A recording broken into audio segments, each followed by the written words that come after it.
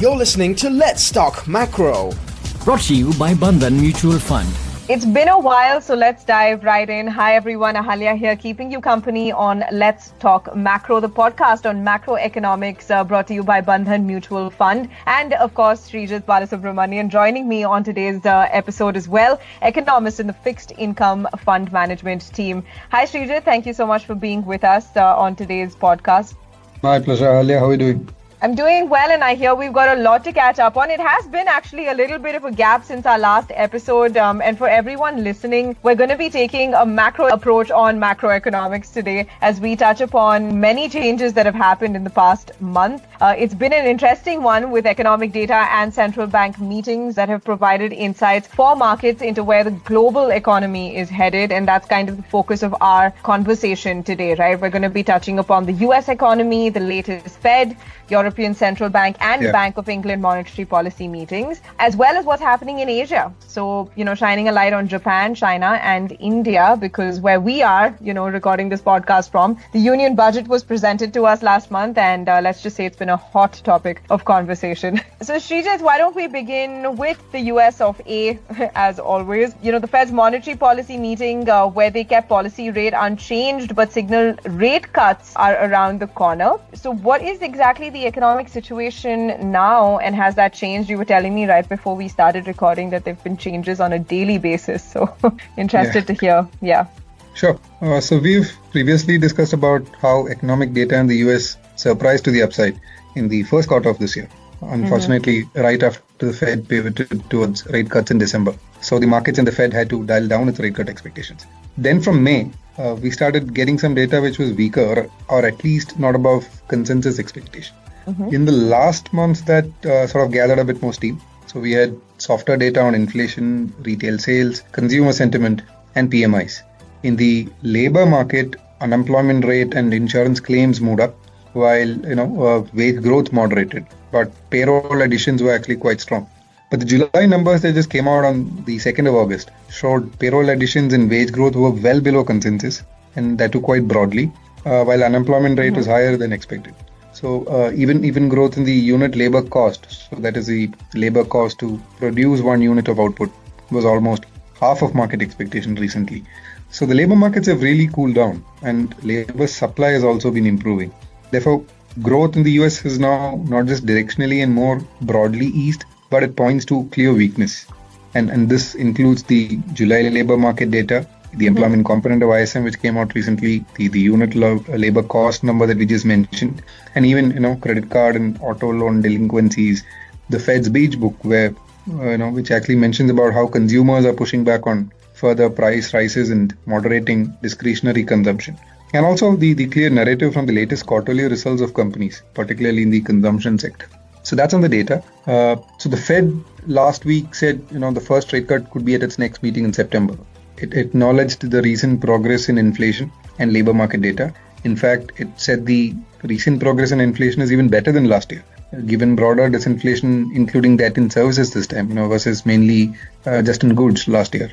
The meeting statement also this time was updated to clearly mention the renewed focus of the Fed on both the goals of inflation and employment, versus more weight on just inflation previously. Right. So there's been a clear tilt towards the Fed responding to strong labor market weakness, and this could be more than reinforced by the latest labor market data.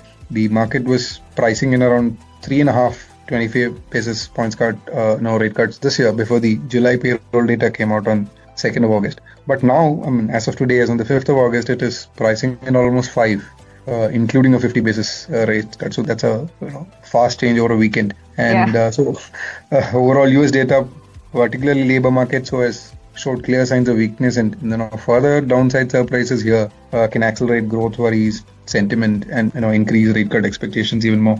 Well, amongst many of the things that the US economy is doing right now, it's also keeping us on our toes, right, Sreejith? So I think there is Yeah, there's a lot to look out for, and it's interesting because I think in our last podcast we did speak about how stronger US data in the first quarter has given way to softer data, but now the perception is weaker data, and I think that's naturally bringing about some growth worries. So it will be interesting to see how it moves from here. We will be exploring this in our future conversations to see how the Fed and the markets adjust their interest rate expectations. Now, in our previous episode, we also discussed the rationale behind the rate cuts in Canada, Switzerland, Sweden, and particularly the first cut by the European Central Bank in June. You did also mention the Bank of England is moving closer to a cut. So to shift the spotlight now onto Europe, England, what is the situation there? And could you talk to us a little bit about that macroeconomic status? Yeah, the ECB cut its policy rate by 25 basis points in June. Which is for the first time in the cycle as underlying inflation has eased and is expected to ease further. Now, we have discussed previously about lower growth in Europe being a major difference versus the US, and therefore services inflation in the Europe being lower. But it's still high compared to the euro area's historical data. The ECB also projects headline and core inflation to stay above its 2% target well into next year. So inflation is moderated, but it is still elevated. And so they're not pre-committing to any pace or magnitude of rate cuts. Domestic price pressures are still high because labor market is just moderating and services prices are high. And wages are still rising at a high rate due to catch-up of lost purchasing power. Productivity is weak, and therefore unit labor cost growth is also higher. The good part is the impact of high wage growth has been sort of offset by profits, which contracted in the first quarter. And both wage growth and profits are also expected to moderate, by the ECB. So as expected, the ECB kept rates on hold in July. The Bank of England held its policy rate in June, when although headline inflation had started to fall faster, because again services inflation was still 5% plus, and they needed more evidence of moderating wage growth and declining inflation persistence. They decided to be on hold. On the 1st of August, the latest meeting, it cut rates by 25 basis points. Again, headline inflation was at the 2% target in May and June. I think private sector wage growth and services inflation there have been moderating too. The BoE also expects wage and GDP growth to moderate even further, and inflation persistence to fade over the next few years. But it's still attentive to risks of high inflation. Therefore, the BoE is also not pre-committing to any rate cut path and wanting to keep policy restrictive for sufficiently long, just like the ECB. And that's what their narrative is at the moment. Okay, so again, a very interesting sort of situation developing there, although disinflation has progressed and there are risks to growth. The price pressures are still quite elevated when you compare them to historical standards. So I guess it makes sense that the interest rate cuts have commenced, but both the ECB and the Bank of England are not really committing to any specific path to combat this. What is the situation looking like in Asia though, Sreejith? And how are the Asian economies responding to their own domestic economic situations as well as the likely rate cut path by advanced economy central banks like the Fed and the ECB? Okay, so first on Japan, before getting to the emerging markets in Asia.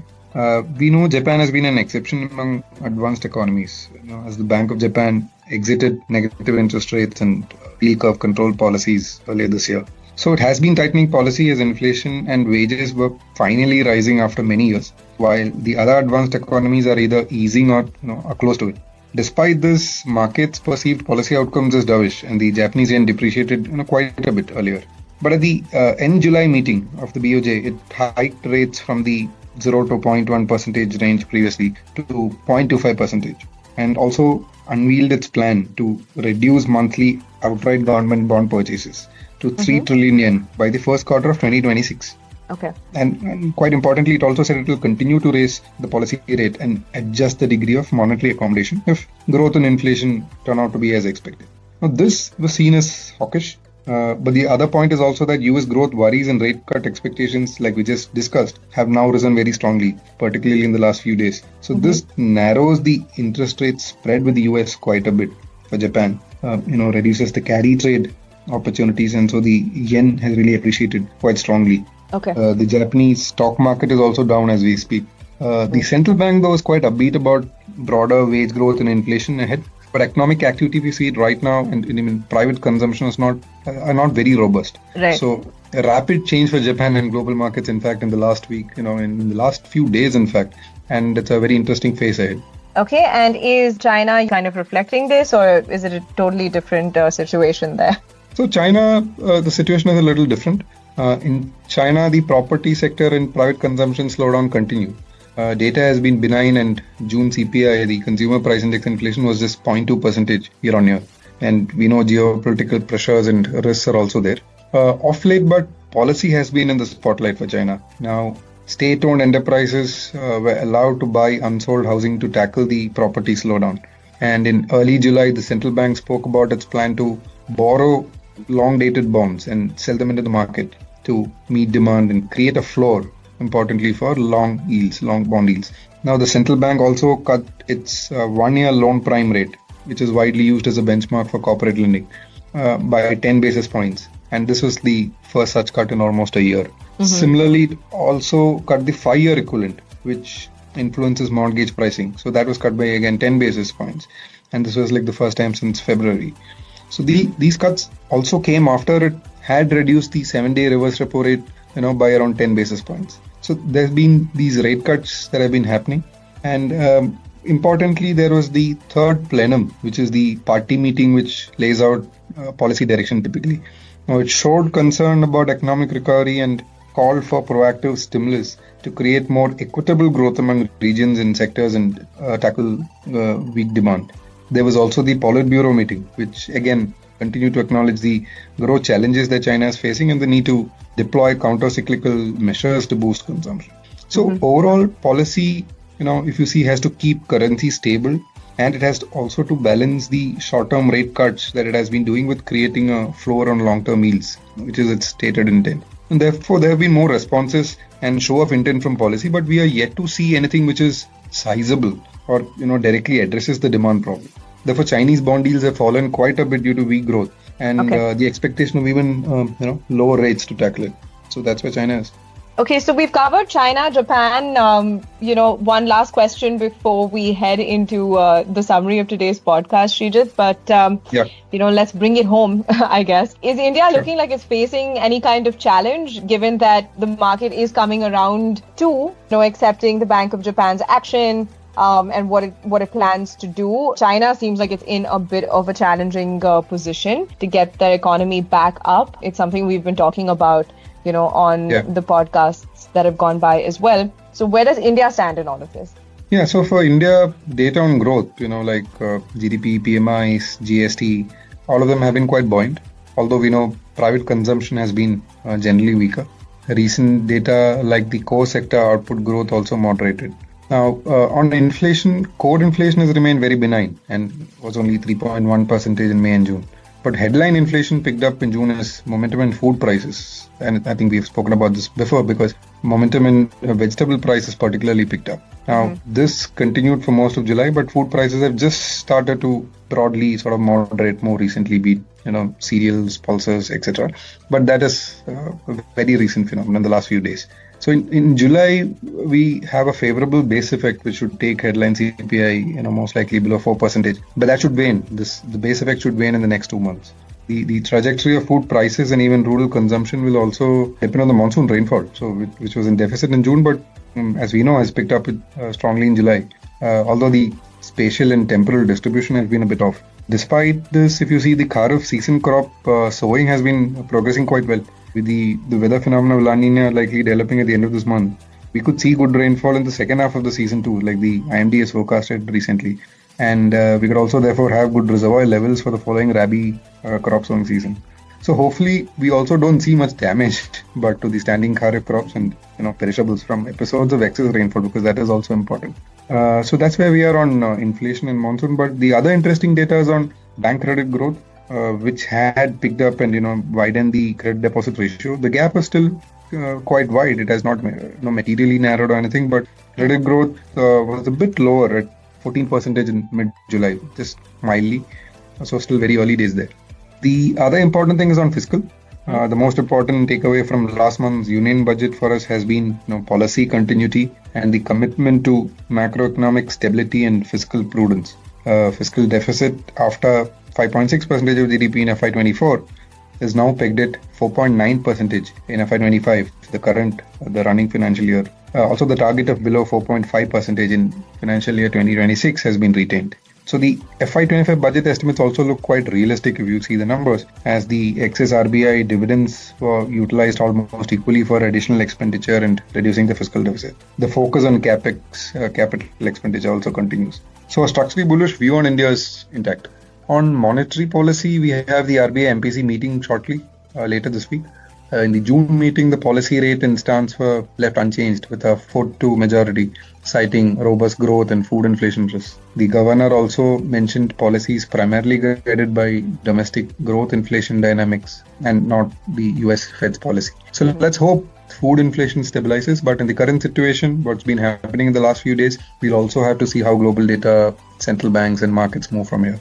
Right. So I guess it could be coined a good budget for India in terms of macro stability, relatively so. Like I mentioned, a very hot topic of conversation these days because there are so many different sides to that economic story there. But Sreejith, to leave our listeners with 3 key takeaways from today's discussion, everyone tune in closely to this summary now, but of course listen to the podcast for more in-depth details. The first, looking at the US, softer data from May seems to have given way to weaker data.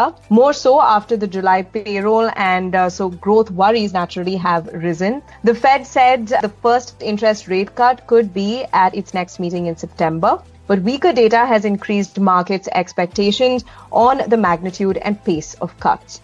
A US rate cut is therefore just around the corner, and we will, of course, be discussing that when it does come up on our podcasts later on. Now to move on to Europe and England, other advanced economy central banks have already started to cut, with the latest being the Bank of England. The ECB and the BoE acknowledged the progress on disinflation and expected further moderation too, but pockets of higher inflation and risks like services remain, so they don't want to pre-commit to a specific path of rate cuts. Japan, of course, is an exception and they continue to tighten policy. But given the US growth worries and rate cut expectations picked up suddenly, the Japanese yen appreciated strongly in the last few days, and the stock market is also down. And finally, moving to China, China's property sector and consumer demand slowdown continues. Although policy responses and statements of intent have risen recently, anything big bang or addressing demand is still missing. When it comes to emerging markets, India seems to be in a relatively better spot in comparison.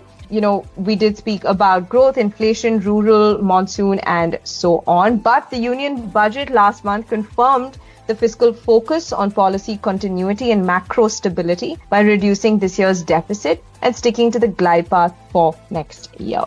Those were some key takeaways from our conversation today. And Sreejith, thank you very much for joining us. I think it's been quite an interesting conversation. We find ourselves at some pivotal moments, I guess, in the macroeconomic landscape. Yeah, very important and interesting phase for global markets in terms of what's happening in the US and Japan particularly. Yeah, so interesting times. Absolutely. And we'll continue to unpack these interesting times in our podcast to come. Thank you, everyone, for tuning in to Let's Talk Macro. We'll catch you very soon with another conversation on the macroeconomic landscape. But for now, stay safe and stay happy. Mutual fund investments are subject to market risks. Read all scheme-related documents carefully.